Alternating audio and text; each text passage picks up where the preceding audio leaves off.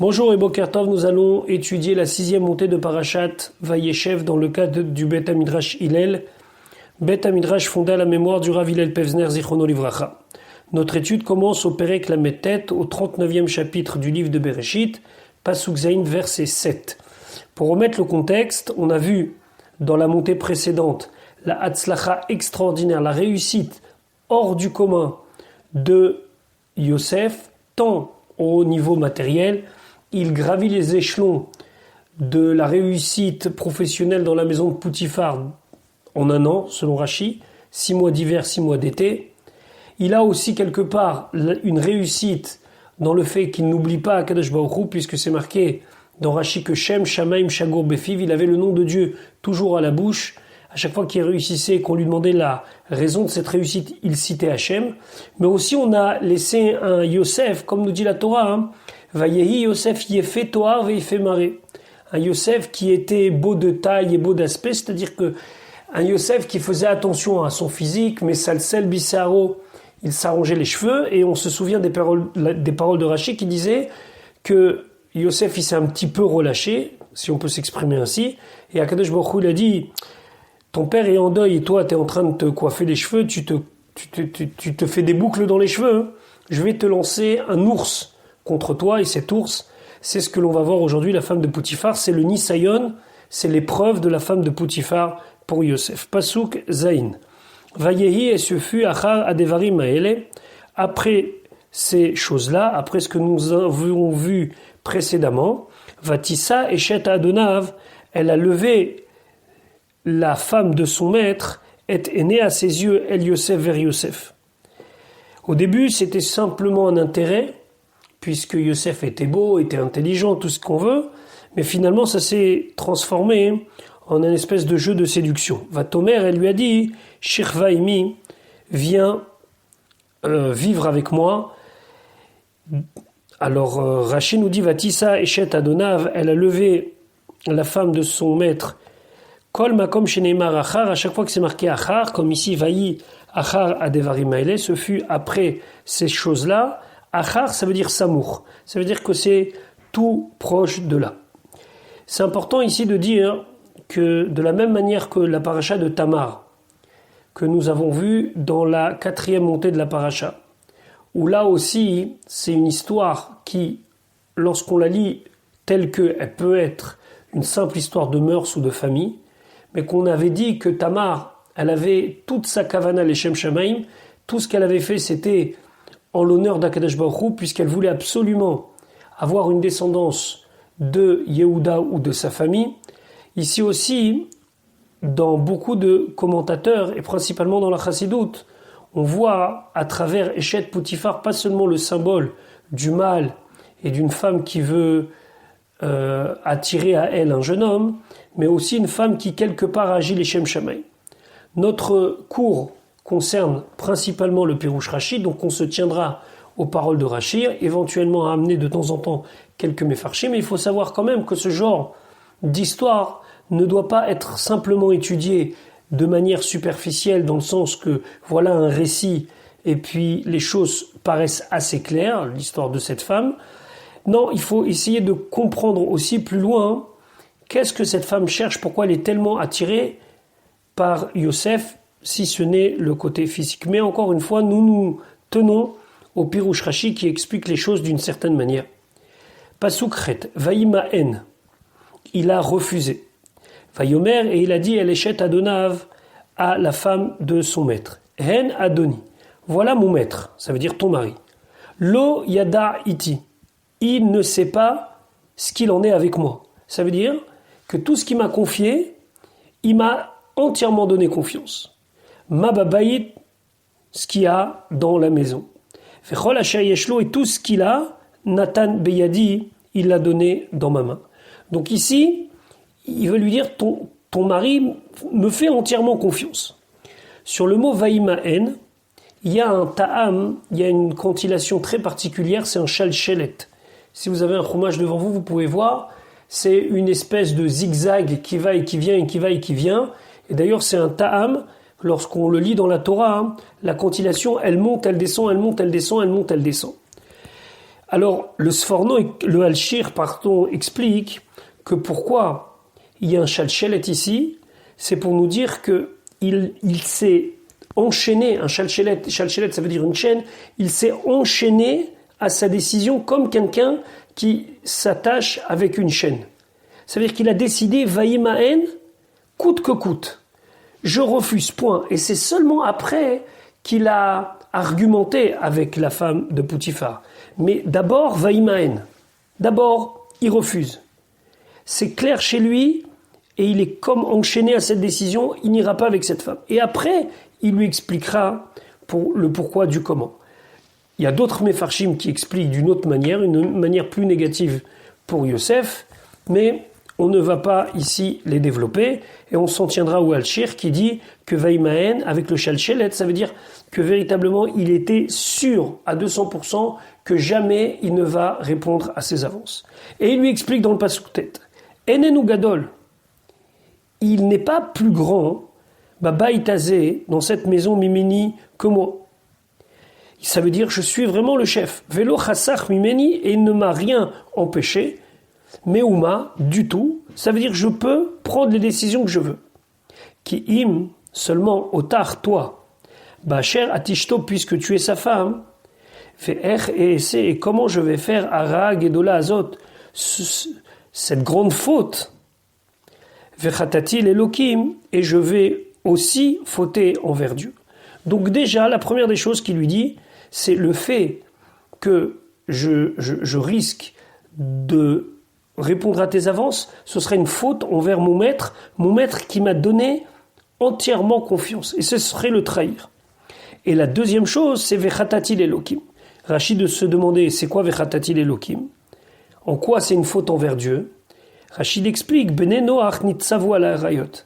Les enfants de Noach, ça veut dire les nations, eux aussi, ils avaient l'ordre de respecter les harayot, ça veut dire les unions interdites. Et ici, clairement, honnêtement, c'est une femme mariée, et donc même d'après les lois qui étaient accomplies par les Bnei Noach, c'était quelque chose qui est interdit. Pasuk Yud. Vayehi, et ce fut Kedabera, quand elle parlait, El Yosef avec Yosef Yom Yom, chaque jour, c'est-à-dire quotidiennement, véritablement, elle le harcelait. Velo Shama Elea. Et il ne l'écoutait pas, ça veut dire qu'il n'acceptait pas ce qu'elle disait. Lishkav etzla, donc de coucher près d'elle, liot ima, et d'être avec elle. Ici, on voit clairement et nettement qu'il y a une répétition, puisqu'on dit lishkav etzla, bon, on comprend très bien le sens de se coucher près d'elle, liot ima, et d'être avec elle. Alors, pourquoi cette répétition? Rachid expliquait l'ishkav etzla afilu blo tashmish. Même si c'était sans relation maritale, elle voulait simplement qu'il soit avec elle. Liot ima, c'est l'éolam haba, c'est dans le monde futur. La Gemara dit, c'est-à-dire dans le Geinom. Puisque la Gemara dit dans Masechet Sota, celui qui faute dans ce monde, alors la faute s'attache à lui comme un chien qui mord une personne dans le monde futur. Donc ce qu'elle voulait, c'est véritablement être avec lui dans ce monde et dans l'autre monde. Pasuk Yudalev, Vayi ke hayom hazeh, et ce fut lorsqu'est arrivé ce jour-là, ke hayom hazeh, ça veut dire le jour particulier, Vayavo abaïta, il est venu dans la maison, la sot melartot, de faire son travail. Ve'en ish, et il n'y avait personne, mais anche abaït, des gens de la maison, sham babaït, là-bas, dans la maison. Ça veut dire qu'il n'y avait personne. Donc lui, il est venu, a priori, travailler, et il n'y avait personne dans la maison, mis à part la femme de Poutifar. Déjà, on va s'arrêter à Ke Hayom Hazeh. Ke Hayom Hazeh, c'est comme Hayom, le jour avec le He Hayedia, ça veut dire l'article qui veut dire le fameux jour. Alors, qu'est-ce qui se passait de particulier ce jour-là? Rashi. Vayehi Ke Hayom Hazeh, Kelomar, c'est-à-dire, Vayehi, ce fut Kacher Igia Yom Meyuchat, lorsqu'est arrivé un jour particulier, Yom Tzrok, un jour de joie, Yom Ed Shelahem, c'était le jour de fête chez eux, Ed désigne les fêtes des idolâtres, Shalchou Kulam le Bet Avodazara, ils étaient tous partis dans la maison de la Avodazara. Amera, elle a dit, En Liyon Hagun Lizakek le Yosef Kayom Hazeh. En Liyom Hagun, je n'ai pas meilleur jour. L'Isakek et Yosef, de me rapprocher de Yosef, Ki hayom hazeh, comme aujourd'hui. Ça veut dire que c'est une occasion rêvée. Le problème est qu'elle devait elle aussi aller à la Vodazara. Amra lahem, elle aura dit Cholani, je suis malade, Veni cholalech, je ne peux pas y aller. Donc elle est restée. La sot melarto, faire son travail, et là il y a une machloket dans la Gemara. Qu'est-ce que ça veut dire qu'il était là-bas pour faire son travail? Rav et Shmuel, il y a une discussion entre Rav et Shmuel, deux Amoraïm, deux enseignants de la Gemara. Chadamar melarto mamash, qui a été pour vraiment son travail, au sens littéral, travailler. Chadamar, la sot sera chav ima, et l'autre il dit c'est pour faire, entre guillemets, ses besoins avec elle, ici dans le sens besoin, dans le sens aller avec elle. Et donc il était à deux doigts de finalement répondre à ses avances. Et qu'est-ce qui s'est passé? Et là, chez Niritlo Dmut Dnyoko Shel Aviv. Et là seulement, chez Niritlo, ça s'est montré à lui, Dmut Diokno Shel Aviv, l'image du visage de son père. Kedeita Bemasechet Sota, comme c'est marqué dans Masechet Sota. Là-bas, la Gemara dit que Yaakov, il a dit à Yosef dans cette vision, plus tard, sur le éphod, sur l'habit du Kohen Gadol, sera gravé tous les noms de tes frères. Et est-ce que tu veux que toi, ton nom, il soit effacé à cause de ton comportement? Ceci lui a fait prendre conscience de la gravité de ce qu'il s'apprêtait à faire, et donc il l'a abandonné. Mais comment il l'a abandonné? Il n'a pas abandonné en se battant contre elle, non, il s'est sauvé. Mais en se sauvant, il va oublier quelque chose chez elle, et toute la situation va se retourner contre lui. Pasuk Yudbet. Vatit Peseu Bevigdo. Elle l'a attrapé par son vêtement, les morts en disant Shirvaimi, couche près de moi. À ce moment-là, Vaya Azov Bigdo Beyada, il a abandonné son habit dans sa main, Vayanos, il s'est sauvé, Vayetse Achutsa, et il était parti en dehors. Ça veut dire qu'il est sorti dans la rue, dans le marché, pour partir le plus loin possible de cette femme. Le Ramban Nachmanide explique que pourquoi il a laissé son vêtement dans sa main, pourquoi il a abandonné son vêtement dans sa main. Il aurait pu se débattre, la repousser, physiquement parlant. Et le Ramban d'expliquer, le Nachmanide d'expliquer que par rapport au respect qu'il avait pour cette dame, qui était la femme de son patron, il n'a pas voulu reprendre ni le vêtement de force, ni même elle, la pousser ou faire quel que soit un acte avec sa force. Et donc, il lui a laissé garder ce vêtement. Donc voilà, Yosef est parti, il s'est sauvé. Maintenant, nous allons voir la réaction de la femme de Poutifar. Pasuk Yud Gimel. Vayehi, ce fut, Kirota, lorsqu'elle a vu, Kiazav Bigdo Beyada, qu'il a abandonné son habit dans sa main, et que Vayanos Achutsa, qu'il s'est sauvé vers l'extérieur, Pasuk Yud Dalet, Vatikra Leanche Beta, elle a appelé les gens de sa maison, c'est-à-dire que maintenant elle va essayer de se justifier. Pourquoi elle devait se justifier? Le Sforno, il explique que lorsque Yosef il s'est sauvé de la manière suivante. D'abord, au moment même où la femme de Poutifar voulait l'attraper de force, il s'est sauvé en courant. Mais lorsqu'il est parti dans la rue, il marchait normalement. Il ne voulait pas éveiller le moindre soupçon. Comment ça se fait qu'il y a quelqu'un, surtout comme Yosef, qui court en plein milieu de la rue? De son côté, elle, en voyant ça, elle s'est dit, il y a quelque chose qui cloche ici. Il m'a laissé son habit et il est parti en courant. Sûrement qu'il va aller raconter à mon mari ou à des gens qu'est-ce que j'ai essayé de faire. Et vu la confiance que mon mari a dans lui, je risque d'être dévoilé comme une femme qui est une femme pas droite, une femme de mauvaise vie. Donc c'est elle qui a pris les devants et c'est elle qui a été accusée Yosef finalement de ce qu'elle aurait voulu faire à Yosef. Donc c'est pour ça, Pasuk Yudalet, Vatikra Leanche Beta, elle a appelé les gens de sa maison pour la meilleure défense, c'est l'attaque. Vatomer, Lahem, elle aura dit les morts en disant Réou et Vilanu, regardez, il nous a amené. Il ne précise pas c'est qui il. En vérité, elle parlait de son mari. Ish ivri, un homme ivri. On verra comment Rachid explique ivri. Les tzachek banu, dans le sens simple, ça veut dire se moquer de nous. Mais on sait que le mot metzachek dans la Torah aussi, ça veut dire quelque chose de plus intime. Ba elai lishkav imi, il est venu à moi pour s'allonger avec moi, se coucher avec moi. Vaikra bekol gadol, et j'ai crié, j'ai appelé d'une grande voix. Donc finalement, elle raconte une version des choses qui n'existe pas, basée sur des faits. Elle se dit, si on va me demander qu'est-ce qui s'est passé, voilà, je vais dire, il est venu pour avoir une relation maritale avec moi. Rashi, Réou et Vilano, regardez, il nous a amené à Rezelachon Ktsara.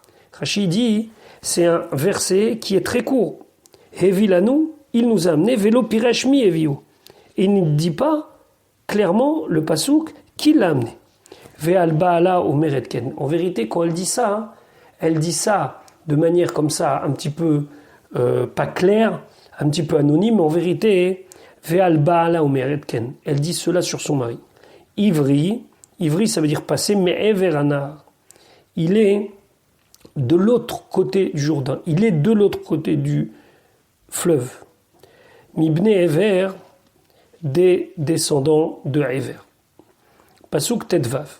Vayei, ce fut Keshomro, lorsqu'il a entendu qui a rimoti koli, que j'ai élevé ma voix, Vaikrai, que j'ai appelé, Vayazov Bigdo Etzli. Vayazov, il a abandonné Bigdo, son habit Etzli chez moi. Vayanos, et il s'est sauvé. Vayetse Achutsa, et il est sorti dehors. Donc encore une fois, elle raconte. Pasuk Tetzain, Vatanar Bigdo Etzla.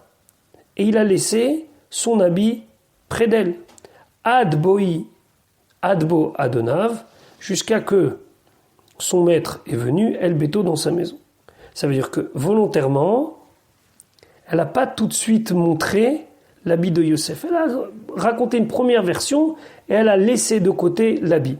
Adonav, c'est quoi Adonav? Shel Yosef. C'est le maître de Yosef. Maintenant, vous allez voir la mise en scène qu'elle va faire lorsque son mari va rentrer.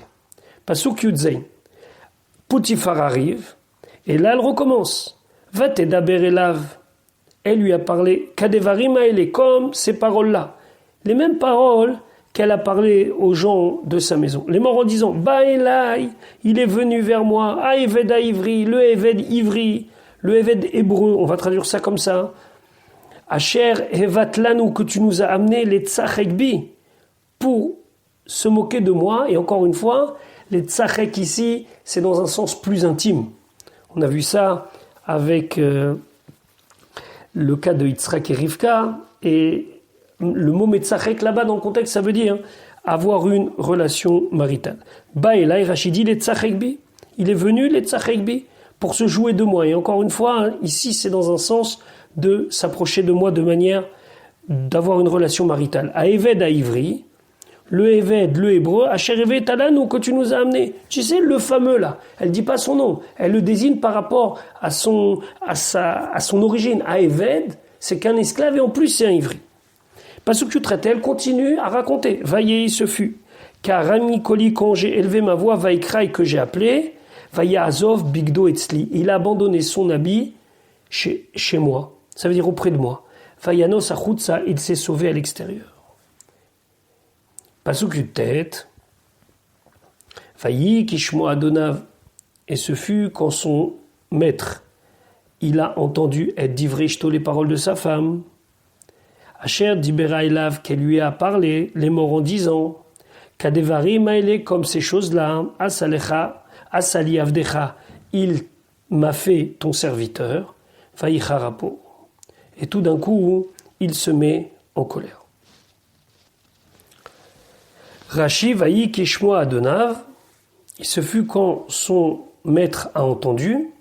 Rashi s'étonne, pourquoi on a besoin encore de nous préciser, ce fut au moment où il a entendu ces choses-là, on a très bien compris. Ça fait 2 fois qu'on a le récit de la femme de Poutifar. Qu'est-ce qu'il y a de particulier ici?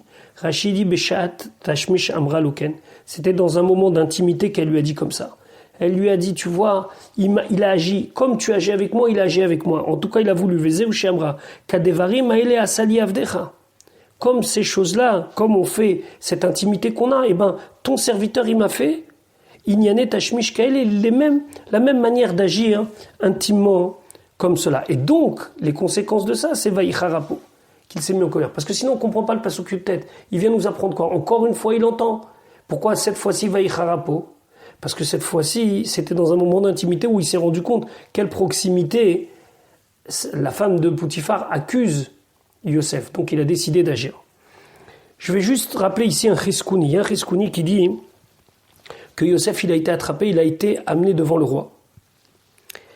Et le malak Gabriel, il est venu sous la forme d'un homme et il a dit, écoutez, si on doit juger Yosef, il faut d'abord analyser la situation.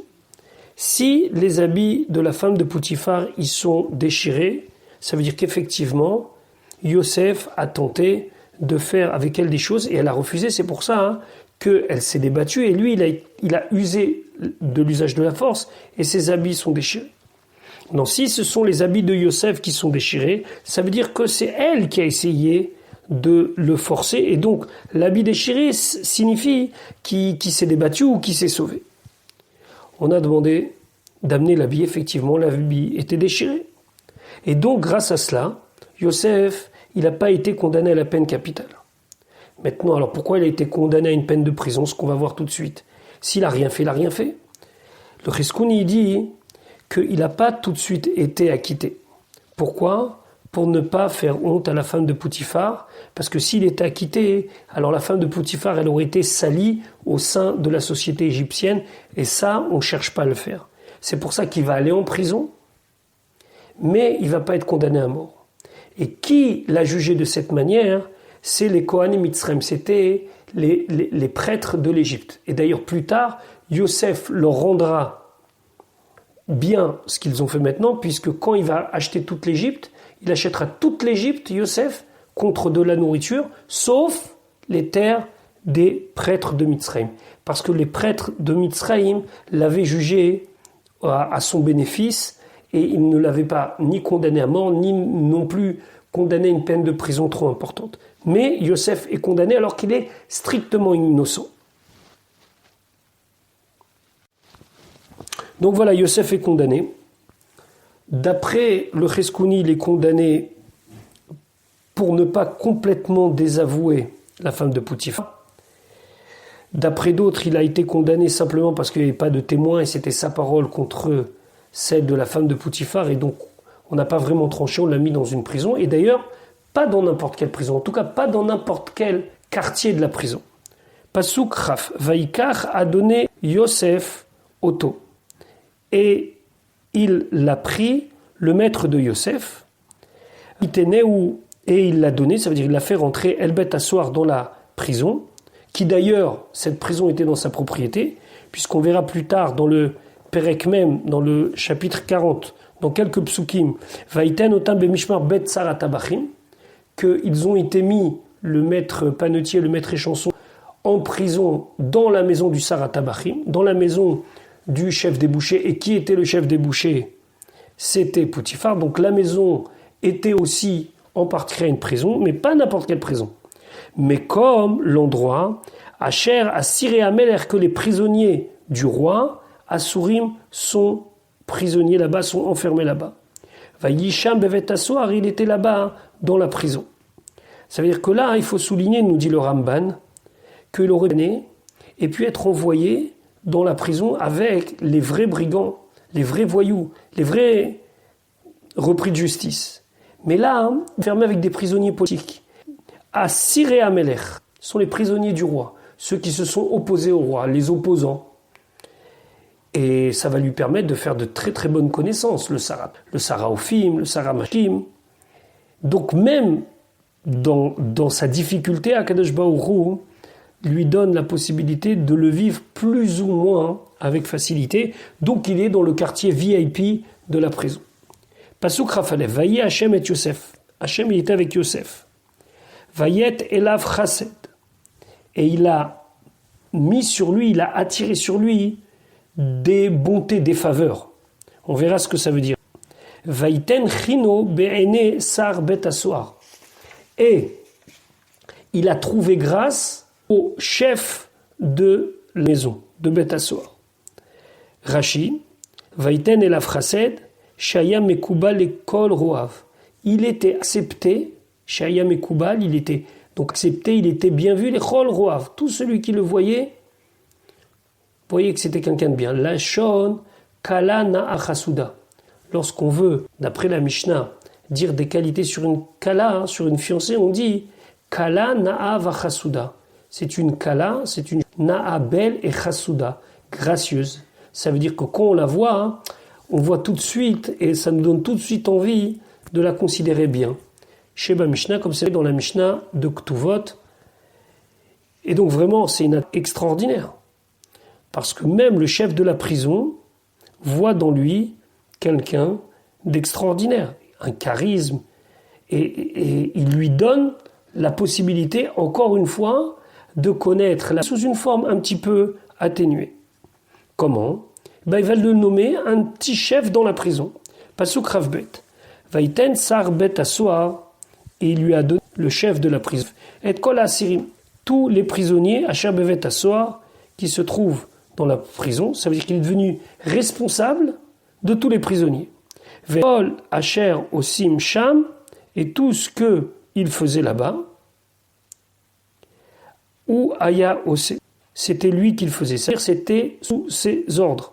C'était lui qui disait, là vous faites ça, là vous faites ça, là vous faites ça. Rashi, ou aya ose, ketargumo, bimemre, ava mitaved. Par sa parole, bimimre, ava mitaved, les choses étaient, c'est lui qui donnait les ordres. Pasuk Rav Gimel, en sar bet assoar roe, et kol meuma biyado. Il n'y avait jamais de cas où le sarbet à chef de la prison voyait, ça veut dire qu'il vérifie, et kol meuma, quoi que ce soit, beyado dans sa main. Bacher Hachem, Hachem était avec lui. Vacher ou osé, et ce qu'il faisait, Hachem Matzli. Dieu lui donnait la Hatzlacha, Dieu lui donnait la réussite. Ça veut dire que même lorsque le sarbet assoar, le responsable de prison, cherchait à voir est-ce qu'il y avait peut-être quelque chose que Yosef faisait mal, il trouvait rien. Il avait une hatzlacha extraordinaire.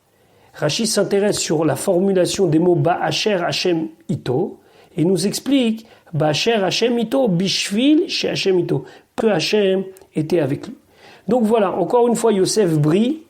Il brillait dans la maison de son père, il brillait dans la maison de Potiphar. Maintenant, il brille encore dans la prison égyptienne, et là, il mérite le titre de Yosef Hatzadik, puisqu'il n'est pas tombé dans les griffes de la femme de Potiphar, et il s'est préservé de ce Nisayon, de cette épreuve. Voilà, je vous souhaite une bonne journée. Shalom, à un petit peu plus tard pour la 7e montée.